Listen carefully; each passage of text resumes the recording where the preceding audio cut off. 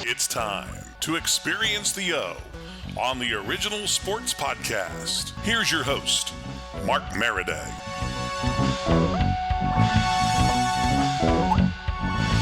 Original Sports Podcast with Mark Maradei. Our guest tonight is none other than Gilbert Dionne. Gilbert, how are you this evening? I'm doing great, Mark. Apologize for being a little late on this podcast. Things get so overwhelmed lately. And being here in Canada, and especially in Ontario, unfortunately, Mark, we're going into a third lockdown craziness due to COVID. So sorry for the delay, but kids get a little rattled at the house and trying to figure out what's open, what's closed. As of midnight tonight, we're going into a emergency lockdown and everyone has to stay home. And a few things has to be open or not. So I was trying to figure out if I have to go to work tomorrow, and I think I'm good. So I got to tell you, we're going full speed ahead in the United States. I don't know, if you know that or not, but I actually just read yesterday that California is talking about fully opening June 15th. Can you imagine that? Mark, I got to be honest. I'm not really good, and I'm not a type of guy that wants to get into politics about what's happening. I was a true believer last year when this happened in March. I was so cautious. Everyone was looking after each other, and now everyone's frustrated. I feel, me personally, each and every day, Mark, I tell my kids and my family, we can only control what you can control yourself. So yeah. I have my own bubble. I have my kids. We educate the best we can. Who do we believe? Who do we not believe? It's out of our hand. To watch the Blue Jays play in Texas with a full capacity stadium not long ago, I'm out of words. Yeah. But somebody's doing it right. Somebody's not.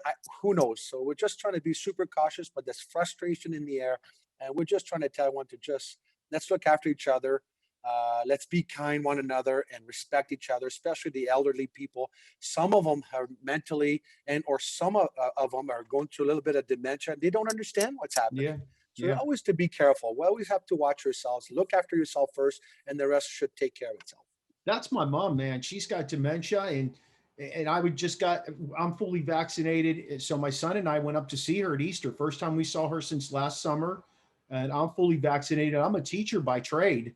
Yeah. So I'm still online. I'm still virtual. Yeah, I hear you, Mark. And my wife of 28 years have been working at a retirement home here in Canada for 16, 17 years. And it is very stressful for the frontline workers and nurses, everyone that's helping these communities and these retirement home and nursing home. So some of those people are there haven't seen another human being in months. And they just don't quite understand why. Now they're getting a vaccine, and we're just trying to get things going again. But once again, let's all be human. Let's all be humankind to each other. Let's all be nice and just trying to get through this. And hopefully things will just pass and be a thing in the past, and get back and watch some sports and get out there and social and have some fun again. Imagine the stories your kids are going to get to tell their kids. Their kids are going to be like, I don't believe that ever happened. I have a grandson now, my first grandson, and he was born last August. So, I mean, he's in the heart of this. This is going to be part of a history of talking in school and so forth. But the fact that me personally, as a French Canadian born with siblings of 8, my older brother, Marcel Dionne, and the youngest, we're very very friendly, and we need groups. I need people around me. I need to hug people. I need to touch people. Yeah, I agree. Excited, and it seems like we're so distant. And right now, it is so amazing that I do not shake hands anymore. I get the mask on all the time, and it's almost of a habit of like, well, if this is going to be it, so be it. 2 meters distancing. We're trying to have a few friends outside. We're respecting. I don't want to get this. I don't want to make somebody sick.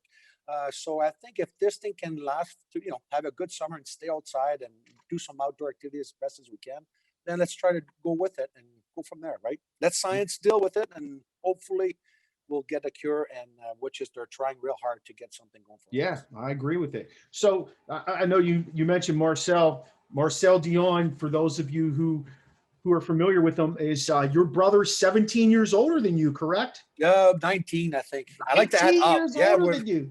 Man, you're just a baby to him. So was hockey a forced thing, or was it a passion right the get-go?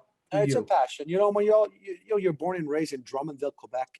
This province of Quebec, for those American not quite sure what's up north, when the winter is starting to hit in the fall, each small communities, which we would call parish communities, like little church, or you have a elementary school somewhere that's got a yard, they would literally, the township would put an outdoor rink. With boards, and one side would be a skating rink for kids and mom and dads or that don't play hockey, and then the other side would be a hockey rink that you just go out there and play some hockey. So I was fortunate enough that Marcel and I grew up across the street from the school, and we go out there and play hockey. So just a passion of the fact that not necessarily when you're young, each kid at a young age, I think for me, I started at Pee Wee. I realized that what do you want to do when you grow up? I said, I want to be a hockey player. And it's everyone's dream at that age of the Pee Wee age of like, wow, this is great. You get to watch some hockey. I got to watch the Montreal Canadiens winning some Stanley Cups, like the Guy Lafleur and all these guys in that era. And my brother got drafted by Detroit Red Wings. And he used to come and visit me in the summer. And I said, well, I just want to play hockey, Marcel. This is amazing when I'm watching their lifestyle, like, the nice, beautiful car and the motorhome. He used to come and visit us. I think it was very exciting. But at the end of the day, when I turned 14, 15, Marcel came to town and says, do you want to play some hockey? I looked down and said, you know what, Marcel? I want to learn English.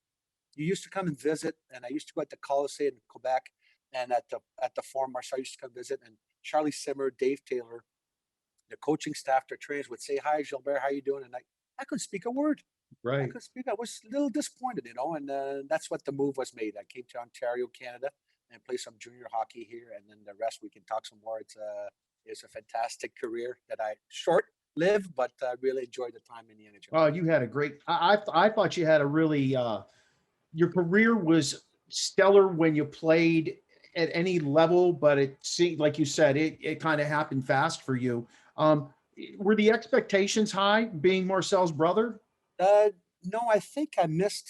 There's a point in the lockout in '95. I feel that I missed out something. I think there was a lot of excuses happening from both sides, either the Canadiens organization to myself, to the Flyers organization back to me. I don't know if I've felt like I was like the black sheep every time I was somewhere.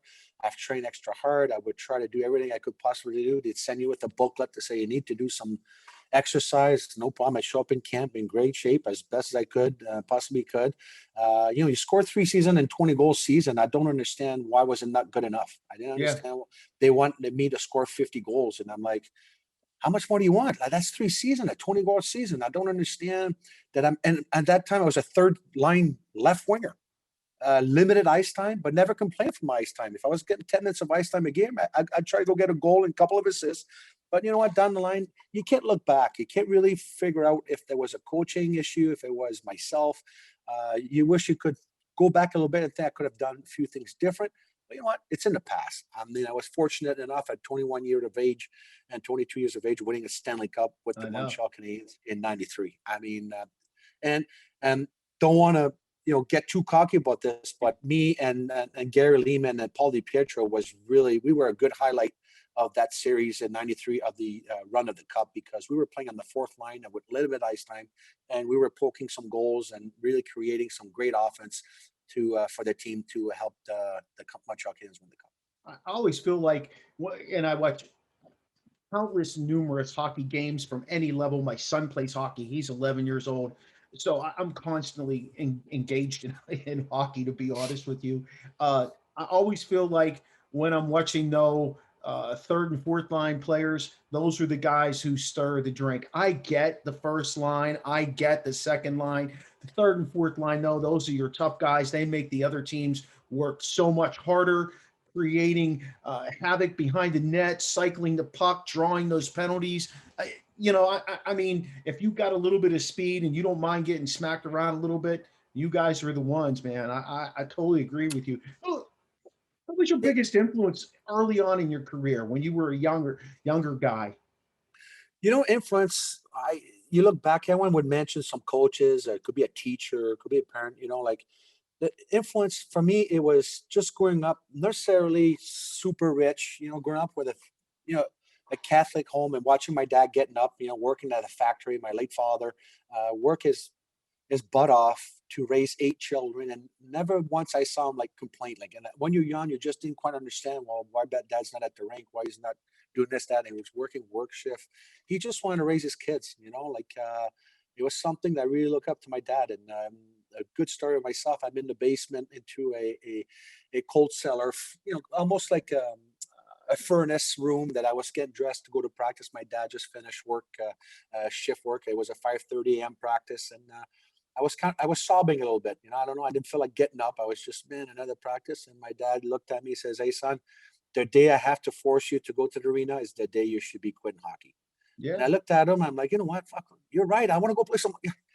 It shook me because I just watched him. He didn't say, "Oh, poor baby, well, stay home and rest, and I'll call the coach." He says, "Hey, man, if I'm going to force you to put your skates on, you quit then on, and force you to go to the arena for practice, then you might as well just call it quits." And Any of your kids play hockey? Yeah, so I have 5 children. So at that time, my oldest, Blake, is 30 now. He did play a little bit, but unfortunately with him, with the traveling I was doing throughout all my career, ended up going to Germany and stay in Cincinnati, Ohio, was a little more difficult for him. But when we came back home to Canada, I have my 2 youngest, my 16-year-old and my 13-year-old, that are playing to a lower level because I didn't feel even though they're talented, maybe a little more talented than who we're playing with in this small town that I'm at, I just didn't feel like the potential of them going to a bigger city and spend $25,000 on each kid to see where they can head out in minor hockey if they can play some junior.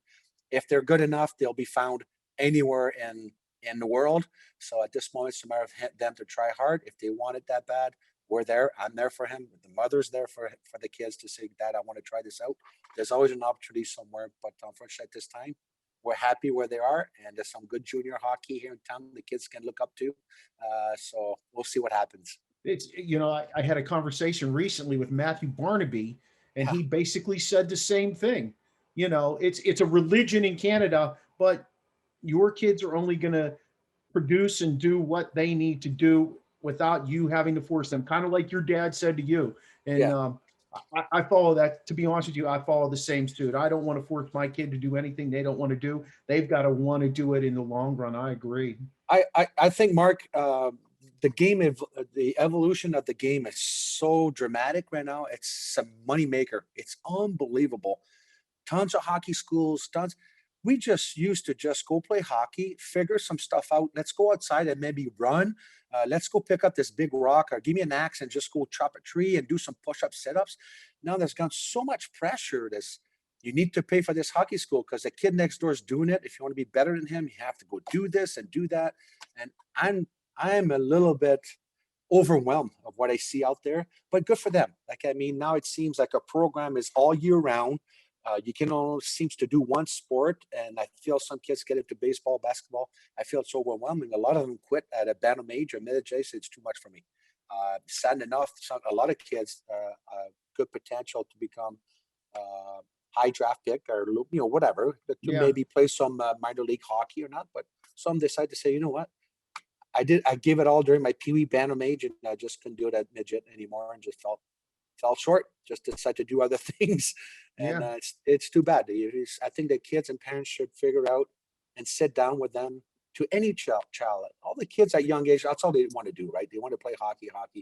But it's when they start maturing at 14, 15, 16, that's why you need to watch and be extremely careful of that gap to say, are you ready to do this? Are you really serious? And then a potential hockey team's looking for you 2,000 miles away. Would you be willing to go and leave mom and dad and go alone? Those are big, big questions to ask a young teenage kid if he's willing to do that. And a lot of them just decide to come home, right? They just don't have that push or drive to do that. Yeah, it must be amazing to have that type of opportunity up there. We certainly don't have that level of hockey or that mentality essentially in the United States, as you very well know. I mean, it's come a long way with hockey, especially like I said, I'm originally from Pittsburgh, don't live there anymore, but I know in the Pittsburgh area there are rinks everywhere. When I grew up there, the rink was 45 minutes from my house, 40 minutes from my house, and that wasn't an option for me at that point. And with that, Mark, just let's not forget, like I'm educated enough to say there's baseball in the United States, there's football,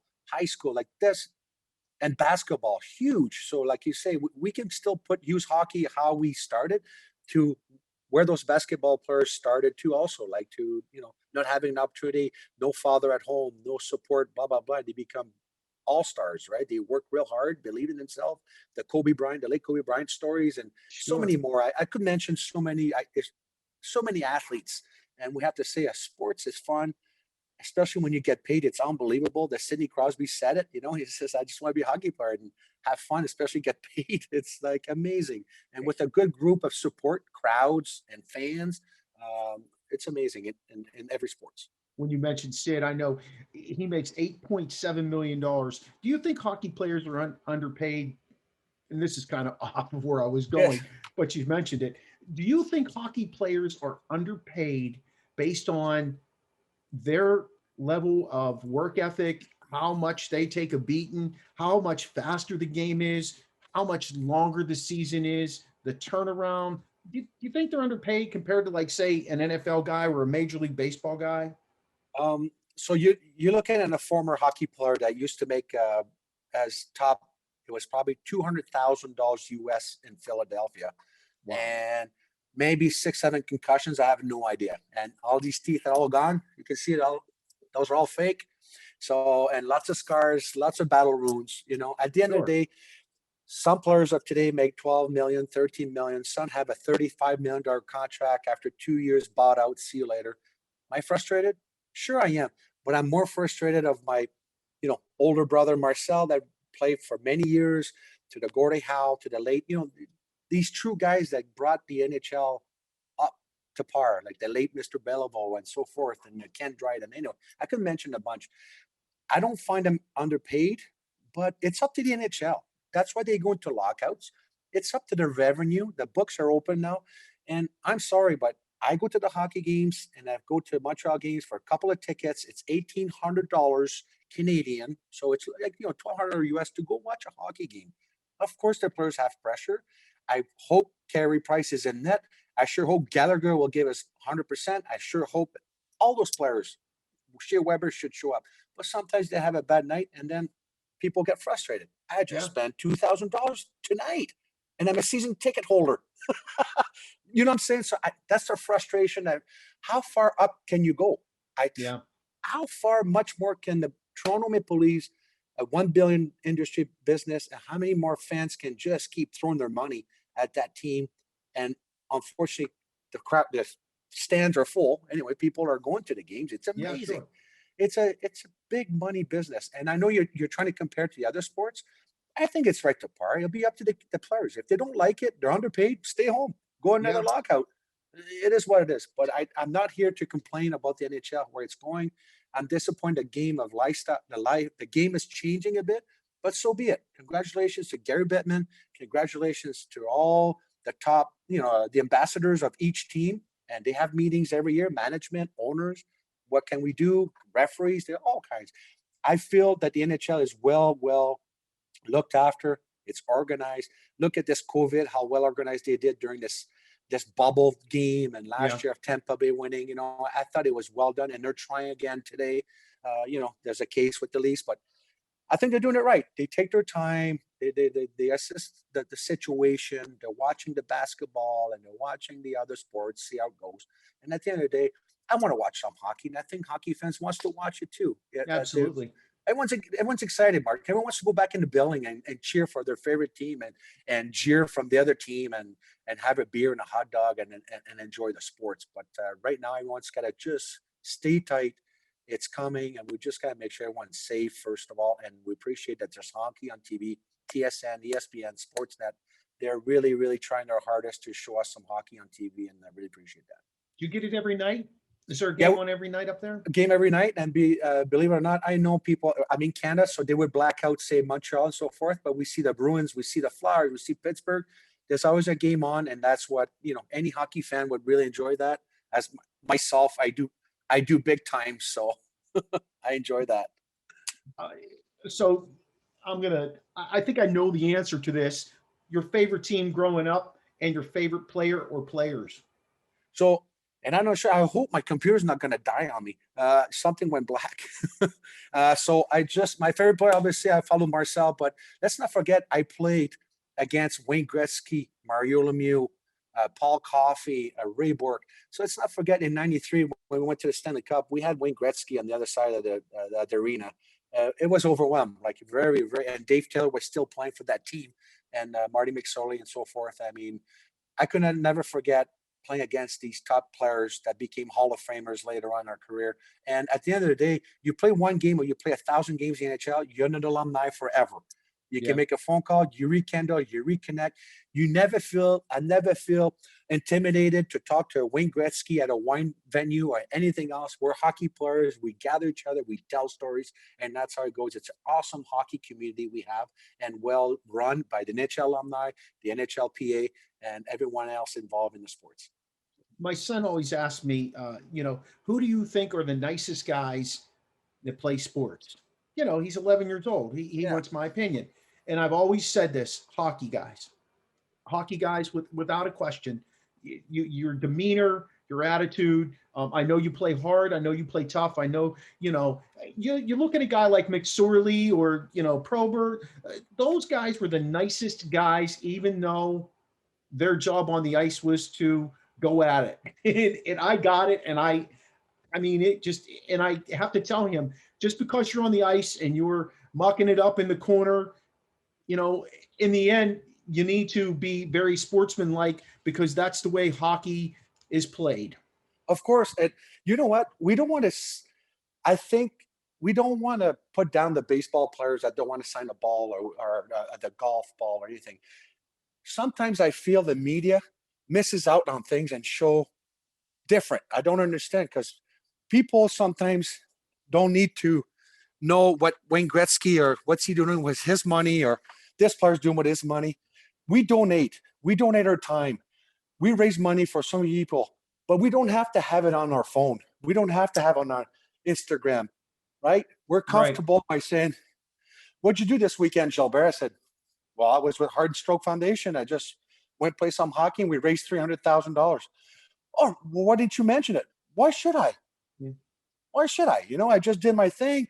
I did my fundraising for a good cause, and let the event take care for itself and go from there, right?" Yeah. But at the end of the day, it's in you. Some players are not comfortable. Some players are not really social. They're quiet, right? And you just can't blame them. Can you sign a card? Probably not. I want to get paid for it. Or it's not me, right? I just can't do it. So be it, right? Some understand it, how to do it. And Marcel and I were always making sure. And when I see Guy Lafleur in Montreal all the time, and when I saw Mr. Jean Billot would sign a napkin for somebody at the forum, at the Bell Center, or whatever you want to call it, the Molson Center. Yeah. It's like, if Mr. Billot signs a napkin or a beer coaster, everyone should be signing their hockey cards or their autographs. So sure. I think that's how I learned anyway. Sure. That's a very astute response to that, and I appreciate that. Let's talk about your early days with the Canadians. I know you said you won a cup. What was that, your second year playing with the Canadians? Yeah. Talk about that experience. That had to be like unreal for you. Well, you know what? Full of piss and vinegar. That's all I had to say. I think there was no worry in the world. Yes, there was rules to be done, right? The coaching staff was super awesome. Your coach telling you, "Hey guys, this game plan, let's go, let's watch the video, watch yourself, watch." And we were focused. Like the Montreal Canadiens always had a skill to train us, even at the minor league, to have a hockey system, which you need to work on your defense before you get called up or before you play. Yes, you score 50 goals in the American League, you score 40 goals in junior, but once you come up here, we have enough players that score some goals in here. We want you to learn defense first, so you don't get scored on, and then the offense will come to itself. So we learned a trap, we've learned all kinds of drills and stuff, but Montreal was always keen to do some sort of defense first, and the offense will look after itself. So, and it was kind of fun, but at the end of the day, I want to score some goals. Yeah.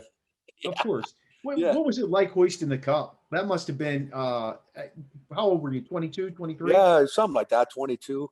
It was fantastic. In 93, we always have a couple of tickets. The building and the forum was not fairly big. I was fortunate. My parents says, "You know what, Gilbert? We want to watch it at home. I don't think we want to be into the crowd." My parents says, "Are you sure?" My dad goes, "Yes." My dad was a big guy, 6'2", 240. He goes, "I hate those seats. I want to watch it at home. And I said, okay, Dad, no problem. So Marcel and my sister-in-law, Carol, came to the game. And fortunate enough, Marcel gets to watch me hoist the cup and win it, and came to the dressing room and celebrate with me.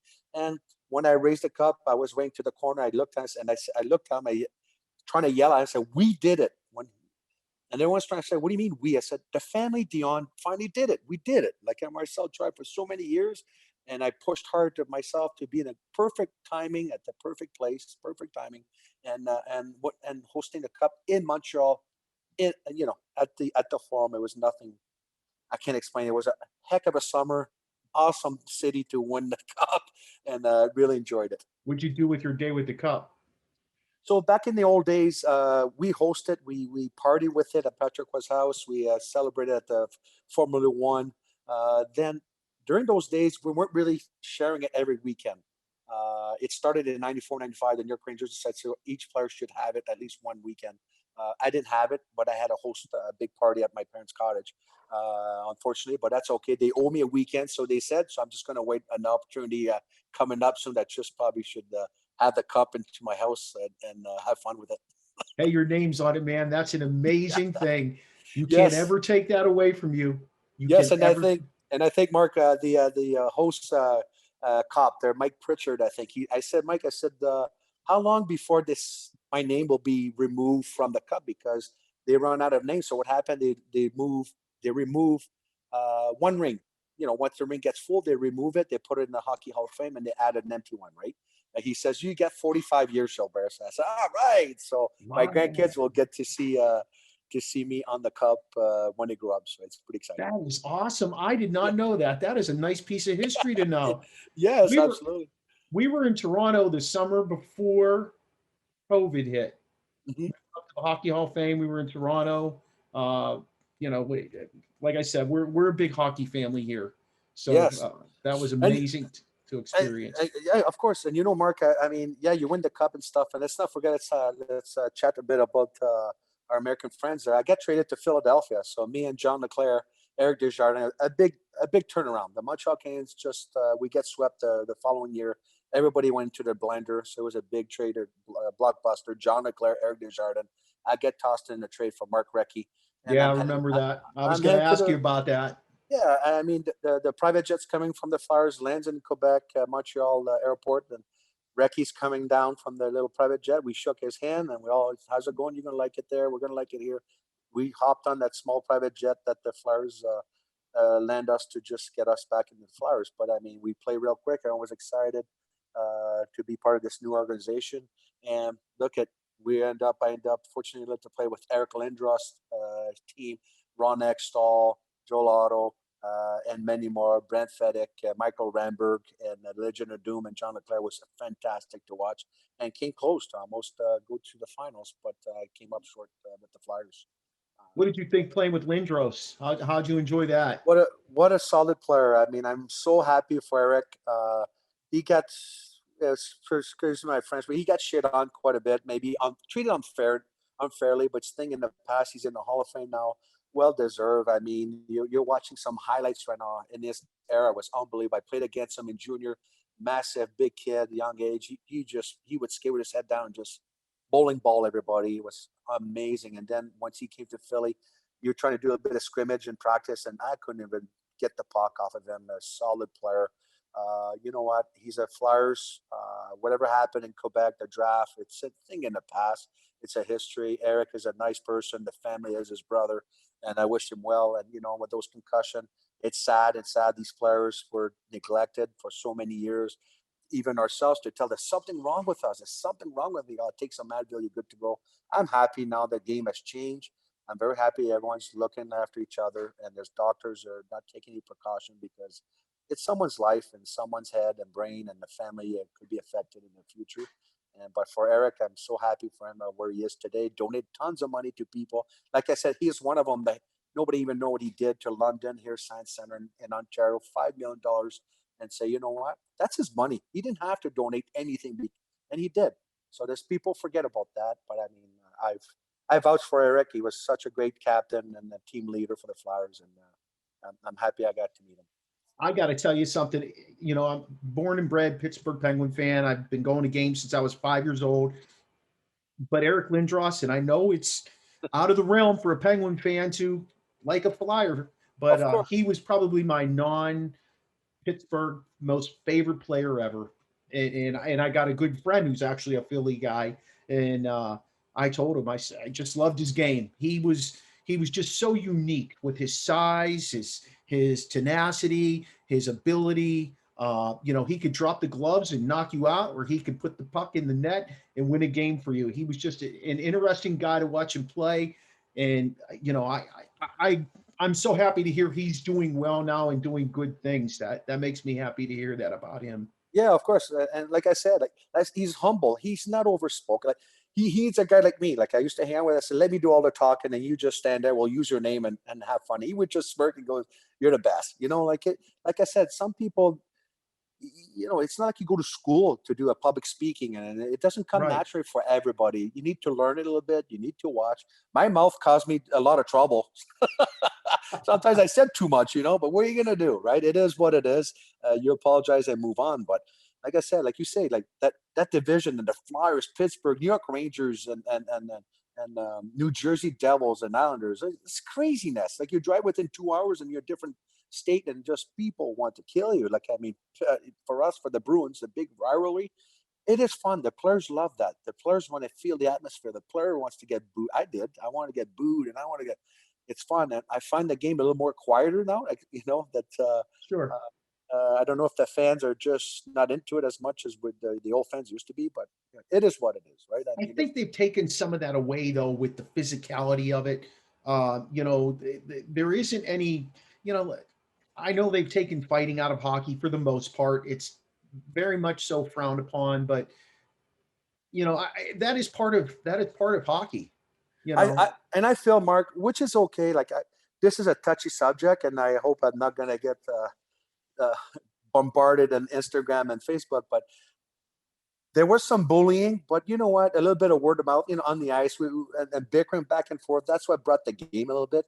But now the game, the cameras, there's 30 cameras. This guys are mic'd up. The referees are mic'd. Everyone is mic'd up, and I think the players just really, really have to be careful what they say or what they do. But sometimes it was fun to get started. It was fun to get mad. It was fun for someone to tell you, "Oh, come on, Frank." Me personally, "Oh, come on, Frenchie, you frog," and but. Really, you just coming? I'm mad now. I'm going to go score a goal. At the end of the day, we just go have beers, and the fans wouldn't even realize that. But we'd see each other in the same bar or in the same restaurant. Hey, how's it going? Yeah, good game. How's it going? But because no matter what in the NHL and esports, you know somebody from the other team, and you want to end up go have a beer and so forth, and you meet the other players and move on. And I'll catch you up next game. But like I said, yeah, of course there's a fighting. We need to protect players, and today the game is so fast. There's no hooking, no grabbing anymore, and it's a very dangerous game, I find. And I just hope that these players are get too comfortable turning in the corners. Especially, I'll mention Shea Weber, a big defenseman like that experience. He's coming to hit you. If you turn your back, why would you do that? yeah. Why would you do that? Is unbelievable, and I cringe sometimes watching hockey. And but you know what? It's so fast. These kids are learning quick of what to do, what not to do, and What do let's you hope think of a guy like Chara still playing it? What he's like 44 years old. Yeah, you know what? I think the reach, his training, his coaching have. I think being 7'4", whatever, the reach and tall, and he can grab anybody. Why not? He's doing very well. Who's going to tell him to retire? He'll retire on his own. These players are playing over 40 years old or 35, between 35 and 40. It's up to them. Look at Marleau. It's unbelievable, but they're Yeah. living play. If he can get 5, 10 goals and show some experience, and Thornton in Toronto, like, I mean, am I rolling my eyes because, oh my goodness, he went and get another $1 million? He loves the game, and if he can keep up, if he can do all these trainings and stay healthy, and the team go gets these players, so be it, right? I feel Right. sometimes that you should take a young player. I wouldn't have had that opportunity if Serge Savard wouldn't have said we need a couple of 20-year-olds up here, and I got the opportunity. So I feel sometimes it's frustrating that you see some talent, especially Montreal, they're playing in Laval Rockets, that these kids should at least get a call up to play 10, 12 games. But they opt to have a 40-year-old or 41-year-old in the lineup. It's beyond me. I don't quite get it, but it is what it is. Sometimes that's that fourth line center guy who brings that leadership in the locker room, though, don't you think? I just feel, Mark, when they say he's not experienced, well, if you don't give me the ice time, how the heck can I get the experience? Okay. I don't get it. I didn't get it. Pat Burns coached me. He was a hard-ass coach. If you didn't do your job, you'd be straight back, going back to the minors. Yeah. But I got the opportunity. I worked real hard, and that's what I find. I find these kids, if they're not, they say, well, he's too young. He needs experience. When are you going to get the experience? Yeah. Put me on, coach. Put me on my fourth line. Give me 10 minutes of ice time. Yeah. I don't quite understand. That's how I feel the frustration myself, that these young kids should have an opportunity. But don't go pout. I don't want that first round pick that's in the minors that wants to get his $5 million and deserves 18 minutes of ice time. He should learn by respecting his teammates and learn the dressing room and earned his ice time and go from there. Do you think Lafreniere is producing like he should have as a number one? Have you watched him play much? Not much. And you know what? With this set up right now, I have to give him the benefit of the doubt. I seriously think that's overwhelmed. Could he go back to the junior and do this? No. But the setup is weird. You're playing the same division. I found this, unfortunately, it's okay for hockey. It's the only way we can do it through the pandemic. At this time, I haven't heard a peep out of him because we have the Northern Division here, and that's what we're watching. We're focusing on the Leafs. I'm focusing on the Calgary Flames, and you know what I'm saying? I'm watching my Canadian teams to see how they're developing, and so be it. I think this is a wash for Lafreniere at this moment. I think any players, like goalies and so forth, it just doesn't feel right. But he's going to be a fantastic young player. Look at McDavid. It took a little bit. He's a phenomenal player. Matthews, Marner, and you look at Crosby and Malkin. They haven't changed. And don't forget Ovechkin. He's catching up to Marcel in scoring. That guy's a machine. And I think he hasn't got as much respect than anyone says because he likes to have fun. He smiles. I just love the guy. I really love him being himself and a leader for where he is. And I'm happy for him that he really matured and he's going to try to win another cup. Why not? Who's the face of the game today, in your opinion? If you had to pick one guy, who do you think's the face of the game? I'm old school, and I have a hard time letting go of Sidney Crosby. Unfortunately, I have a hard time. I have a hard time. He's such a humble guy, well looked after by Mario Lemieux and the organization. But it's not like, I mean, these young players are coming in. You know, am I looking up to Matthews and McDavid? No, I think they just want to play and put up some points and make their big bucks and looking at their social media stuff. But like I said, there's some true leaders out there. There's the quiet ones. But I have a hard time to not liking Sidney Crosby for what he's doing for the league. And look, like you said, lowest paid, and he's happy. He wants to stay in Pittsburgh. He gets it. He wants to have that team to win with Pittsburgh. He wants to get paid less so he can go get a good defenseman, go get a good winger, and keep building for the Pittsburgh Penguins, and that will never be forgotten. You could probably be pretty happy living on 8.7 a year, right? I know I could. Oh yeah, every one of us for sure. But it is what it is, right? Who took you under their wing when you first came up? Anybody come over and say? So you know, with us, it was learn on your own. But don't forget, back in the old days, we had about 10 French players and 11 English players. So it was really a variety of players in the team.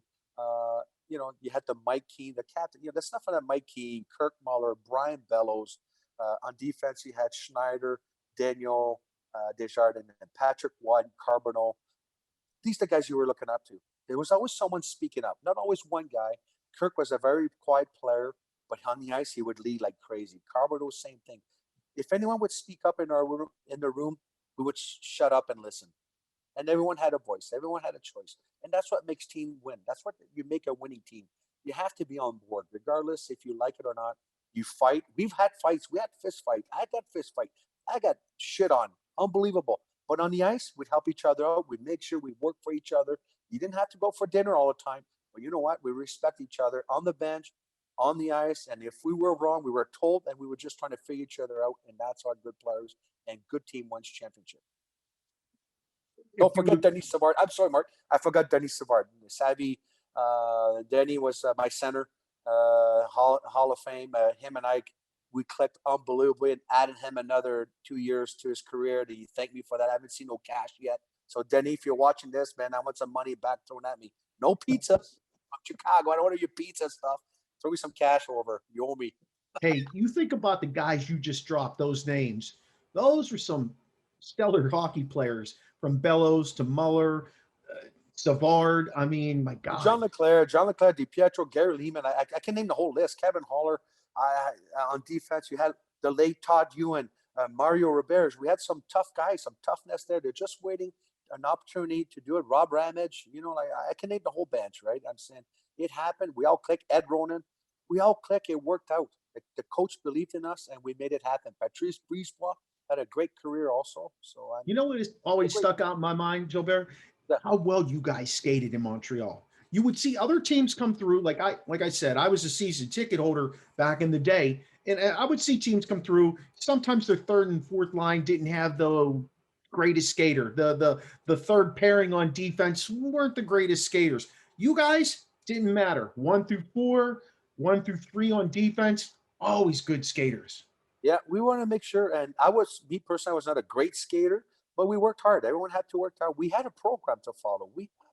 You have some Hall of Fame there. I told you, you come in the dressing room, you tie your skates, you lift your head up.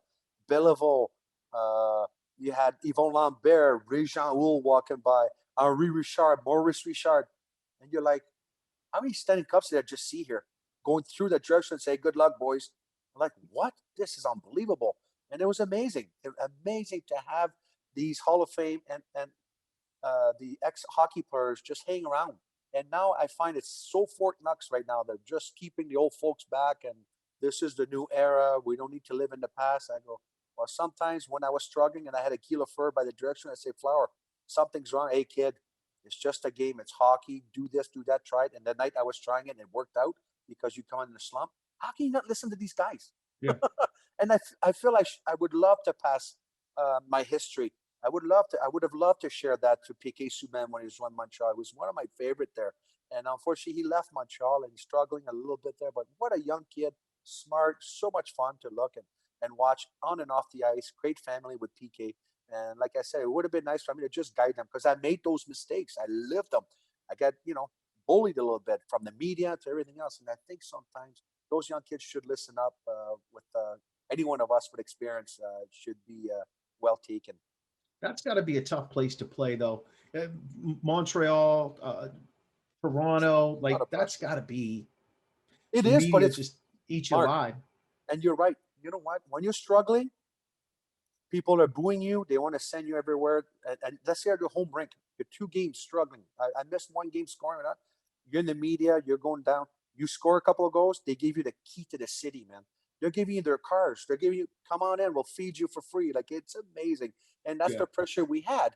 But the fans were right. Even though sometimes it gets overwhelmed in the media, you know what? If you could hand that pressure, that's the cities. Those are the cities you want to play into. Montreal, the original 6, you can't forget that, right? Yeah, no way. Fantastic. No way. Hey, what was it like last year when they knocked the Penguins out? What, 3 games to 1? I think it was. You know what? I felt the Pittsburgh, something happened. Something wasn't right. It just felt the Pens were rusty a little bit, and every team, like the bubble, I felt the bubble was for grabs. Like that bubble mentality, and say who was going to come out of this is the one that were going to be disciplined. The guys that were going to stop crying and whining that they haven't seen their girlfriends or wives or kids. Suck it up, buttercup, because your career could end up in an instant and lose all this money. So just go have fun. Tell your family to support you and so forth.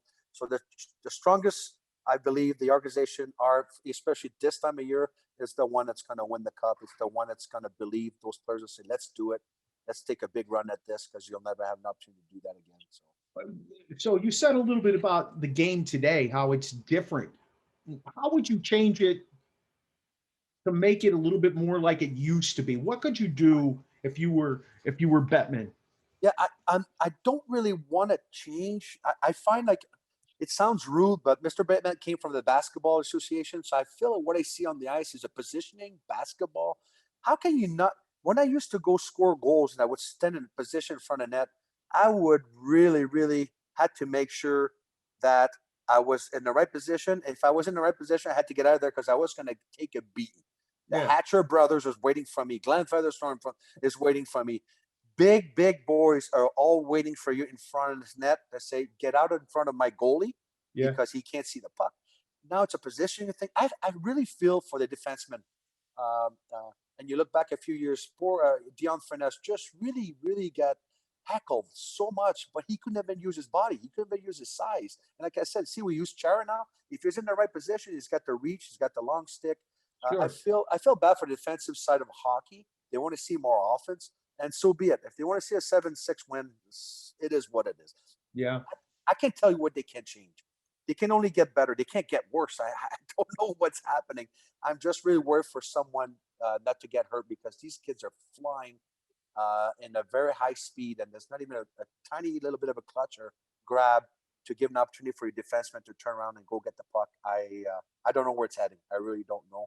I just wished him luck, and I just love watching the game. Who's coming out of the North? Who's coming out of Canada? Who's going to win that division? It has to be Toronto. They're on fire. They look great. You never count the Leafs out. They're down 3-1, and then give them the last 2 minutes of the game. They'll tie it, and they'll win in overtime. They are so talented. There's a couple of things missing. Campbell right now, what they call the backup goalie, has been phenomenal. But they don't want to keep Anderson out of the game. He's injured. Let them run the way they want to run. They think there's something missing. Yeah, so be it. They lose a couple games. Let's go get a defenseman. Let's go get this. People, the good defensemen are taken. No one's coming to Toronto. Stop, go get Stahl. Stop, go get the Taylor Hall and all that stuff. You get something good.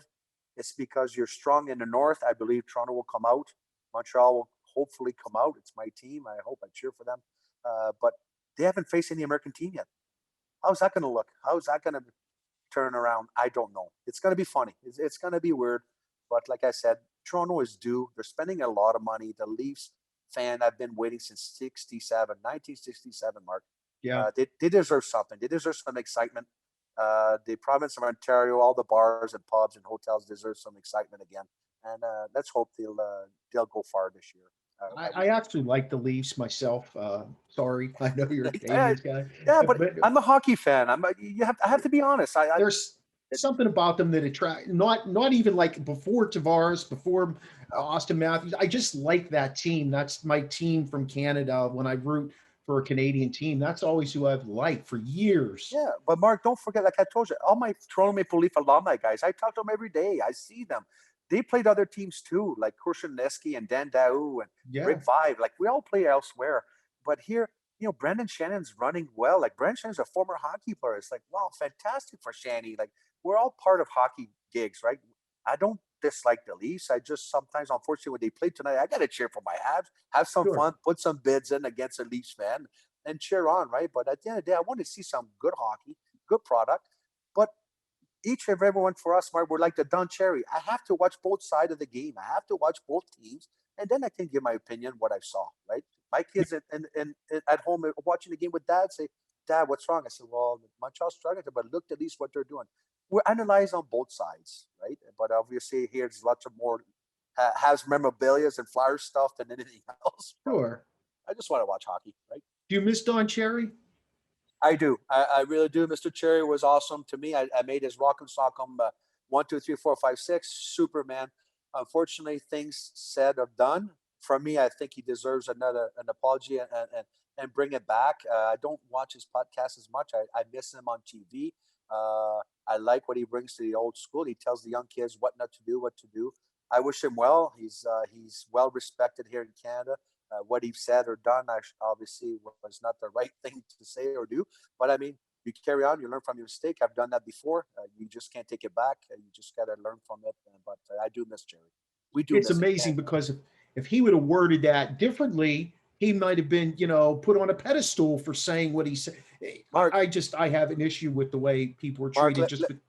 I have to cut you off and let you know that I'm French Canadian. So let's picture this myself, that I'm learning English as a young age and it's on the street and I'm still learning till today of Bert, you can't say they can't say that. I go, well, you know what? I might as well not speak because this is how I've learned it. I have to catch myself. I apologize if I have to. Now things are changing so fast for the older people and trying to learn it. And you have young kids at home. What can we see? What can you not say?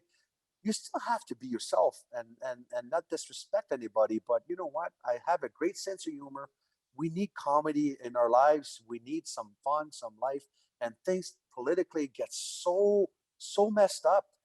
We're already stuck in a bubble with COVID, and there'll be more people not to say a word anymore. Everyone's going to shut down, and that's not what we need. We need to learn. Yes, I understand. Black Lives Matters, the community. I have black friends. I remember a few things in the past I'm not happy about. Do I go apologize? Do I say what happened? I'm sorry. Yeah, maybe so I can sleep better at night.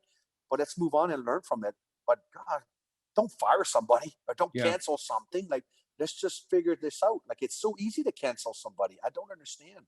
I don't Yeah. understand it without the person expressing themselves and how it happened or not. But we have to be careful, Mark. We just all have to learn somehow, and hopefully things will get better for everyone. I know in the United States it's called the cancel culture. I don't know if you're dealing with that up there. They're calling it the same thing, but they call it the cancel culture here. And Yeah. I just scratch my head. My kids ask me questions because I've got a 24-year-old, a 19-year-old, and an 18-year-old, and an 11-year-old, and they'll say, "Dad, no, I don't know what to tell you. Here's And my Mark, opinion on it. It stays right here." and your teacher, whatever. I go back to my two boys. I said, "What did your teacher say?" Because dad has an opinion. What stays in this room, it stays in the room. I still have to raise my kids. You're not being raised by society. No way in hell that I'm gonna send you out there and let the world decide what you should become or not. Right. It's sitting Right. around my kitchen table. My kitchen table is like 20 feet long. My family sits here, and I'm making sure that when dad speaks up, they listen. When Yeah. grandpa speaks up, they listen. And then we can discuss, is this the right thing to say, right thing to do? My oldest son's a police officer. Imagine that. So he has to have all the right answers all the time when he's on Yeah. duty. So sometimes what's in these walls stays in these walls, and we try to accommodate each other, figure each other out, and what can we do to solve our own problem. Like I said, look after each other first and let the world decide what they want to do. But at the end of the day, I want tuck my kids to bed, tell them how much I love them, and move on the next day and hope for a better place, a better world. I've raised my family the same way, so we're on the Exactly. same page, and I Yep. appreciate that. Yep. Let's get back into the United States with hockey. Yes. Who's going to come out of the West? Who do you like? Do you like Colorado? Who do you like? They're a hell of a team, aren't they? You, you know what? I I cheer for the teams that been struggling. Like I want to give the team the opportunity. Like you said, Colorado. I wish I had the chart with me because I kind of lost track of that lately of who's playing where. But I mean, now you got team got hit with COVID big time and where they're sitting. But I'm hoping for the better for those teams that's been at the bottom, not quite making it there. Spend more money. The organization's trying hard by changing a player here, a player there. And like you said, if we pick Colorado, like Tampa's going to be strong again. I don't know what's going on. The Bruins, like you can't count the Bruins out. You can't. Like I'm struggling. Like Florida, how can Florida do so well? Well, you know what? Quenneville's doing a great job. Good for Florida, and it's a terrible. What do you call that? Not terrible. I feel bad for Florida. I played for the Panthers at that time, but it's a low market team. Like it's you had your Dallas last year that tried real hard, but who's going to come out? It's going to be the one that's going to try the hardest. I think that sucks. It sounds so cliche, but I think it's the one that's going to decide. Hey, we're all healthy. The schedule can work for us, and hot goaltending is always the number one. If your goaltender, like Patrick Roy did to us, can steal a game, can make a 40 save, and not allow more than 2 goals, and can't do it every night. But if the goaltender can do that for you, that's who's going to go the furthest. Yeah, I have to agree with you. It's good. I love the hockey playoff time. It starts in May, so it's going to be Of course. spectacular. It's going to be fun to watch that. You talk about money. We talk about teams being able to spend more. What'd you think of ESPN grabbing the rights to show hockey starting next year? Yeah, I think they need to push it. They need to try to find the marketing somewhere to fan base. Is it expanding? Are they watching minor hockey? Like you said, remember the arenas getting built in Pittsburgh and is Florida because all these hockey school, these Canadian former players are creating hockey school. There's people in America wants to spend money. Yeah. They want to throw that money to hockey. They're going like, I love this sport and it's kind of fun. And how much is it? Yeah, here's 15, 30 grand. Go ahead. And, and the hockey program, the World Junior, the U.S. team program, I think it's working real well. They won. They're winning. The college teams are fantastic. So why not? And good for ESPN. Let's give it a shot. Give it a try. Throw some hockey games on TV. Throw some like I know I love NASCAR. I love every sports, but when you're going to go to Hooters, are you going to go to Applebee's and anywhere in location in the States? Sorry, I'm mentioning some bars that I've been years ago. Put it on TV. Let Yeah. people take a glimpse of what is this? It's a sport. It's called hockey, and people will chat. Wow, I never thought this sports was out on TV, and go from there and see what happens. Let's I, grow. Let's grow. I always tell people, if you don't appreciate it on TV, let me take you to a game. I live close to Hershey, probably an hour and 20 minutes or something like Yes. that. Let me take you up to a Hershey Bears game. Yeah. If you really want to get sucked into loving hockey, it takes one game, especially a minor league game, and you see it all. You might see a couple of good fights. You see some power plays. You see some penalty killing. You see a lot of mistakes. I Eh, tell them, Not because I love the game so much, Mark, but hockey, you have to keep your eyes on the game. I yeah, love baseball. I love my Blue Jays. I love watching it. I love Cincinnati Reds when I was there. But you know what? You can grab some peanuts and talk to the guy next to you or the gal next to you and say, yeah, there's 9 innings to go and see what happens. There's a lot yeah. of breaks. But hockey, you don't get much break, man. You got to watch that puck. You got to watch these players. There's always movement. There's always something that can happen with or without the puck. So it's make it interesting. It's a fun sport. Oh, it's a great sport. It's a great sport, and you're a lucky man to have played it at the highest level and win yourself a Stanley Cup. Uh, Yes, your thoughts on the expansion draft, the Kraken coming up this summer? It should be interesting. it You is. think the, So you go think ahead. Go they'll ahead, be Mark. as successful as Vegas was? I mean, Vegas kind of, come on, man. Vegas played in the Stanley Cup final the year they came into the league. You think the Kraken will be designed to be able to do that, or do you think they'll take a step back from that?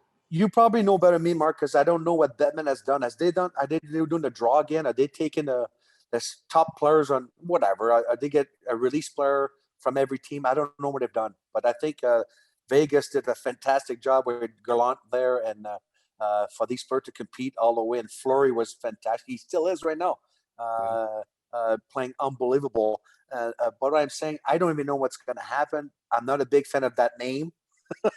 But then again, it's 2021, so Yeah, congratulations to have an extra team.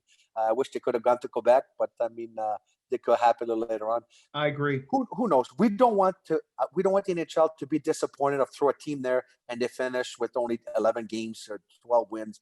This is not good for hockey. So let's hope they can bring something nice, competitive. But I feel bad for Phoenix. I feel bad for so many lower teams out there that are struggling. The Buffalo Sabres, they're just down the road here. I love their jersey uniform. A great fan base. Half of the, or at least maybe 30-40% are Canadian fans are used to go over there and they can't support it. Uh, I cheer for Buffalo, especially for the city. They're trying. The Bills are doing great. I hope they can bounce back.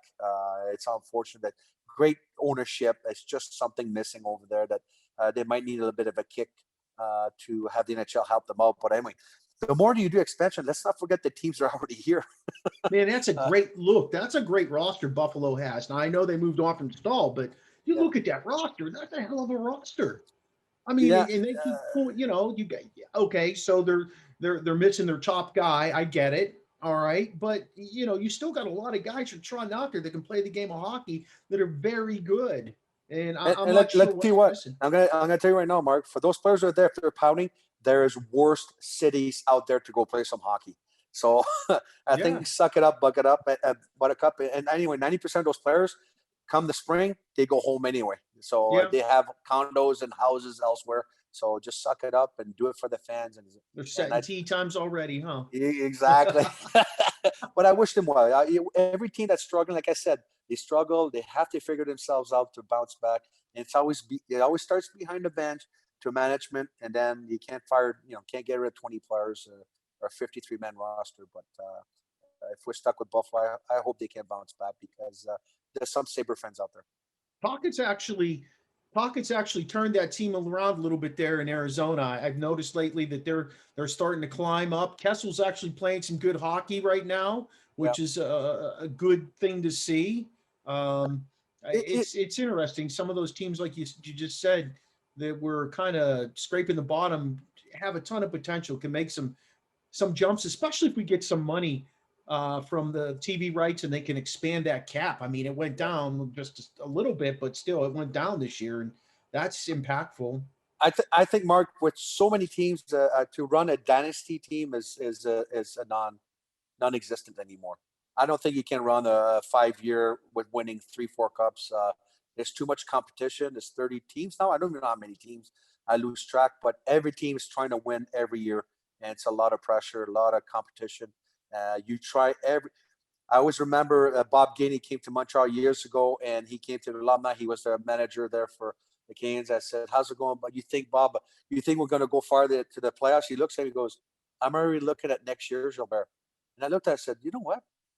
You're right. He goes, my team as managing is done right now. I cannot do anything else. I'm already looking at next season. I'm like, that's how management runs. That's how they think. They think the future way before it's happening. Yeah. And it's the right thing to do. Like, you're looking ahead. It's amazing. If they get to enjoy the game of today, they just go, no, I'm looking at next year already. Like, the team's done. The trade is over. So now I got to focus on next year, who I'm losing, who I'm catching. I'm like, wow, that's pretty amazing. Yeah, and that's how they keep their jobs too. So Yeah. Some Hey, organization are happy, Mark, to finish 8, 9, 10. They're finished. They're making their money. I believe some organization are just happy to we came close, but no whammy. They won't spend any money, but they're just trying to say, I guess it's $1 million a playoff game, and I'm happy. And some will spend a little more to just buy the cup. I love the reference there. They came close, but no whammy. Hey, let's talk a little bit about what you're doing personally. What are you doing with your life outside of hockey now? Yeah, so I moved around. I was in grain business for 20 years, and a nice opportunity came from a good friend of mine, Chris Tatro, in Cincinnati, Ohio, that's running a T-Cool kind of infield for artificial turf grass. So I'm running a sales marketing team here, and myself doing for Durham artificial grass in Ontario, Canada. I'm a sales rep for the Kitchener-Waterloo, London area, and we do putting greens and backyard turf, sports court, front lawn, backyard lawn for residential, commercial, and so forth. So it's been a fantastic last few months. Unfortunately, when COVID hits, we have a customer that do stay at home. They can't travel, and they're looking at their backyard and figure, well, if we can't go anywhere, why don't we put a nice putting green back there? Or let's worry about our landscaping and lawn. And that's where I came along, and it's been going very well. That's awesome. That Yes, it's great. that'll keep you moving. That'll keep you grooving. That'll keep you young because you're physically active, right? That's right. And it's fun because I'm a people person, so I can connect with the customer service and so forth. And that we have a great team here with my staff, and we look after each other and we look after the customer, and running a good business, and hopefully it will take off in no time. I want you to send me that video that I saw on your Facebook page the other day so I can include it in on this. I think people would really enjoy that. I thoroughly enjoyed that. Was that my last one? Is that my last one I did in front of the house? Yeah. Okay, I'll send it to you. That was fantastic. I was like, man, this dude is having fun with life. But you know what, Mark? I mean, I personally struggling on a few things in my personal life, but you have to take a step back, and there's worse out there. I mean, I'm going through some personal issue right now with family, but my family's strong. My kids are strong. I just want to let the people know out there in public that there's help out there. If I can make this, if I can do TikTok at 50 years old, get out there, get off the couch, don't struggle mentally. There's help. Speak up. Shane Corson's been helping a lot of people out there. There's a lot of talks, Mark. There's reach. You need to reach somebody. Go for a walk. Give us a call, and that's what has been going on. These TikToks, and I'm following a fan base of TikTok that's been helping me go through some stuff up and down, a little bit of depression. You just bounce back. You just can't feel sorry for yourself. And you always got to tell yourself, that's how I believe, there's someone worse out there than that where I am in my position. And those TikToks come alive, and I love having my kids helping me create those and have a lot of fun. It's fun to see you smile. It's great to watch you have a lot of fun. Of course. I do one final segment, and I want to include you in this. Who are some of the top goalies? It's called We Just Got to Know. Who are some of the top goalies you faced, whether it was in the AHL, when you played in the juniors or in the NHL? Who were some of the top goalies you faced? You got Grant Fuhr. You got Marty Brodeur. I could not score on Marty for the life of me. Just couldn't stand that. We had KC and net. We have Fizzette in Quebec. I mean, my own Patrick Waugh was unbelievable. But let's not forget also so many goaltenders at that time, stand-up goalie. And now the butterfly style came in during Patrick Waugh's time. But all around, Kelly Rudy, all these goaltenders were facing some talented players, but they worked hard. Those goaltenders in the old days really worked hard with the smaller pads, smaller equipment.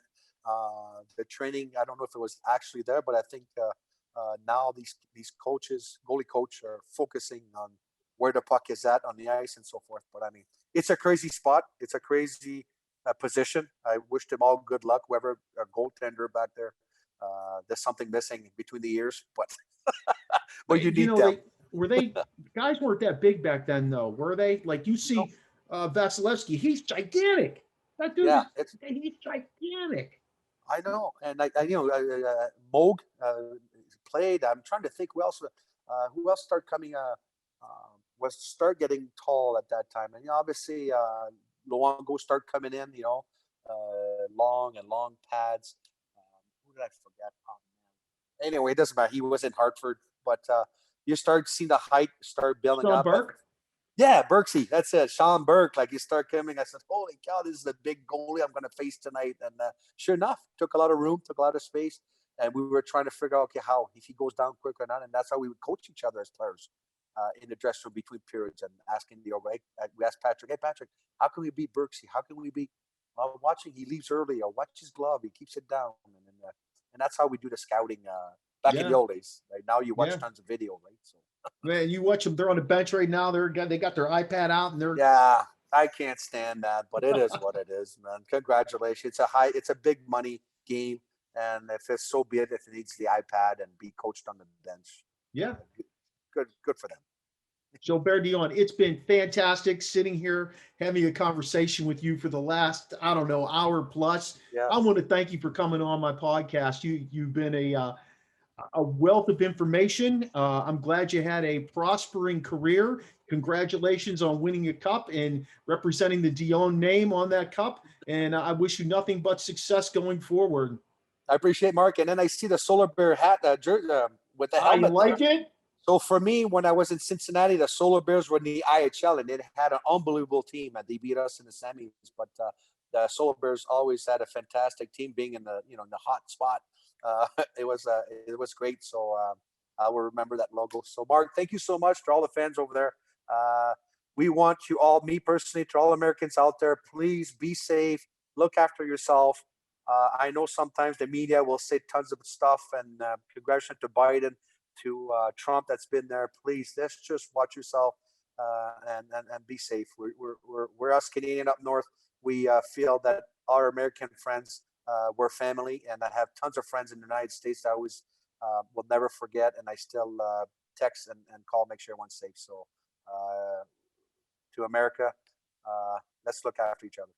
I appreciate it, Gilbert. Okay, you sounds take good, care Mark. this evening. Okay, cheers. So sit right back. We're going to tell you a story of heroes and warriors who played for the glory. They're about to see it in your stadium chair. We know all your teams, and we can go on for days. It's game time from the original. Highlights and playoffs and very special guests. It's game time on the original Sportscast show by the best.